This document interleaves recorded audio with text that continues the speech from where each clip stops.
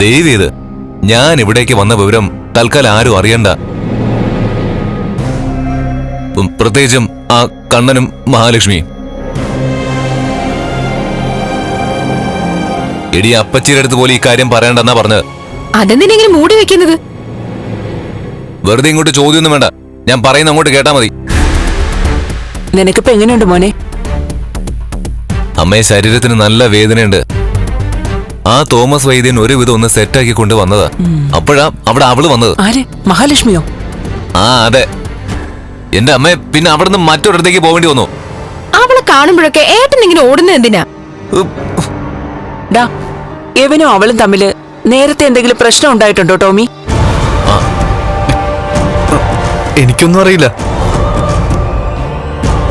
എന്നാ ഞാൻ പോട്ടെ. ആ ഓ ശരി. ആ അമ്മേ, എന്റെ മുറിയൊക്കെ വൃത്തിയായി കിടക്കണം. അതിന് നീ ഇങ്ങോട്ട് വരുന്ന കാര്യം പറഞ്ഞില്ലല്ലോ.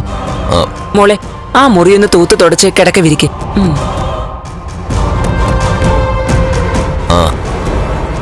അല്ലമ്മേ, ഇവിടെ വന്നപ്പോ അവക്ക് എന്റെ ഫോട്ടോന്ന് എടുത്ത് കാണിച്ചു കൊടുത്തില്ലല്ലോ അല്ലേ? അവള് ചോദിച്ചില്ല. അല്ല, നീ അവളെ നന്നായിട്ട് ഭയക്കുന്നുണ്ടല്ലോ മേഘ. എന്റെ അമ്മ, എനിക്ക് അവളോട് ഭയമല്ല വെറുപ്പാന്ന് ഞാൻ പറഞ്ഞില്ലേ?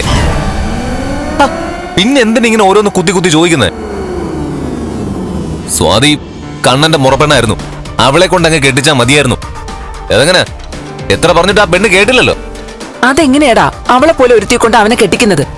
എന്റെ അമ്മ അങ്ങനെ കെട്ടിച്ചിരുന്നെങ്കിലേ ഇപ്പൊ ഒരു ടെൻഷന്റെ ആവശ്യമില്ലായിരുന്നു. മഞ്ജുവിനെയും കൂടി ഞാൻ ഇങ്ങോട്ട് കൊണ്ടുവന്നു കഴിഞ്ഞാ കമലേശ്വരത്തെ 90% വസ്തുവകളും നമുക്ക് തന്നെ സ്വന്തം ആയേനെ.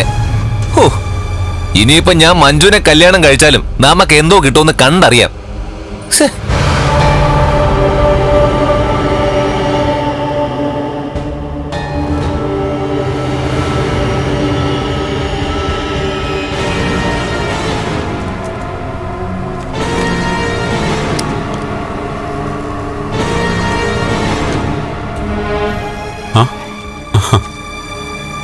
വീട്ടിൽ പോയിട്ട് എന്തായി?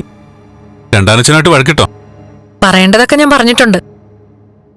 തല്ലൊന്നും കിട്ടിയില്ലല്ലോ? ഇല്ല. തല്ലിരുന്നെങ്കിലേ ഞാൻ അപകടം കേസാക്കിയാനെ. അവിടുന്ന് ഞാൻ നേരെ പോയത് മേഘേട്ടനെ കാണാനാ. എന്നുവെച്ചാ എന്റെ അച്ഛന്റെ ലോറി കാരണം അപകടം ഉണ്ടായത് ആ പാവത്തിനാണല്ലോ. എന്നിട്ട് അവനെ കണ്ടോ? ഇല്ല. അവിടെ ഇല്ലെന്നാ മേഘേട്ടന്റെ അച്ഛനും അമ്മയും അനിയത്തിയും പറഞ്ഞ്. അതെനിക്കത്ര വിശ്വാസമായിട്ടില്ല. മേഘേട്ടൻ അവിടെ ഉണ്ടായിട്ടും ഇല്ലാന്ന് പറഞ്ഞതാണോന്നൊരു സംശയമുണ്ട്. താൻ ചെല്ലുമ്പോഴേക്കും അവനെ കാണാൻ പറ്റുന്നില്ലല്ലോ. അതിലെനിക്ക് വിഷമമുണ്ട് കണ്ണേട്ടാ. താൻ വിഷമിക്കണ്ടോ? എത്ര നാൾ അവനിങ്ങനെ മറിഞ്ഞു നിൽക്കാൻ പറ്റും? നമുക്ക് രണ്ടാൾക്കൂടെ ഒരു ദിവസം അങ്ങോട്ട് പോവാം. അവൻ എവിടെ ഉണ്ടെന്ന് ഉറപ്പിച്ചിട്ട്. അന്ന് അവൻ ആരാ മറിച്ചു പിടിക്കുന്നതെന്ന് എനിക്കൊന്ന് അറിയണം. അല്ലെങ്കിൽ അവൻ അസുഖമൊക്കെ മാറി ജുവലറിയിലേക്ക് വരുമല്ലോ. ആ സമയത്ത് അവന് നമ്മളെ കണ്ട് ഓടിപ്പോവാൻ പറ്റില്ലല്ലോ. കണ്ണേട്ടൻ ഒരുപാട് സൂക്ഷിക്കണം. ശത്രുക്കൾ നമ്മുടെ പിന്നാലെ തന്നെ ഉണ്ടെന്നൊരു തോന്നൽ. എന്താ ഇപ്പൊ അങ്ങനെ തോന്നാൻ കാരണം? ഇനി ഞാനാ കാരണത്തുണ്ടെന്ന് അറിഞ്ഞിട്ട് മനഃപൂർവ്വം ലോറി കൊണ്ട് തട്ടിച്ചതാണോ?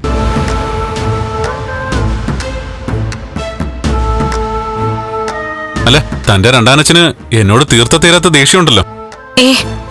ഞാൻ അതൊന്നുമല്ല ഉദ്ദേശിച്ചത്. എടോ മഹി, ഞാൻ പലപ്പോഴും തന്നോട് പറഞ്ഞിട്ടുണ്ടല്ലോ, ഈ ലോറി ഡ്രൈവർമാരെ എനിക്ക് അത്രയ്ക്ക് ഇഷ്ടമല്ലെന്ന്. അവരിൽ നന്മയുള്ള ഒരുപാട് പേരുണ്ടാവാം.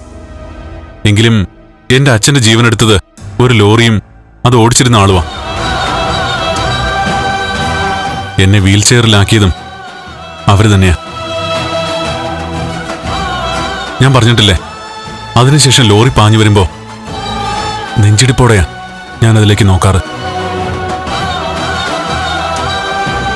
ഇപ്പോ CCTV ഒക്കെ ഉള്ളതുകൊണ്ട് എന്റെ കാറിൽ തട്ടിയ ലോറി ആരുടേതാണെന്ന് തിരിച്ചറിയാൻ പറ്റി.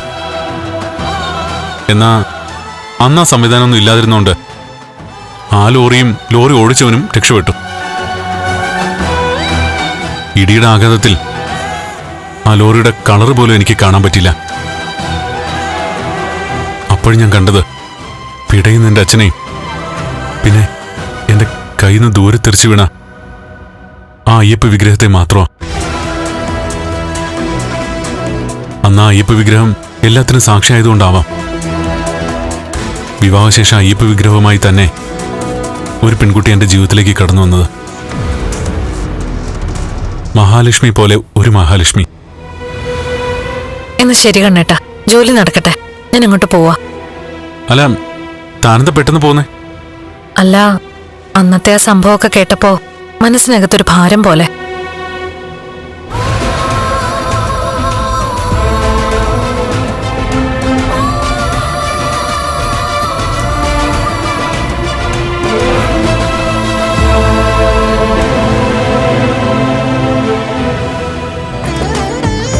കുടുംബങ്ങളിൽ കൂട്ടുകൂടിയ 10 വർഷങ്ങൾ.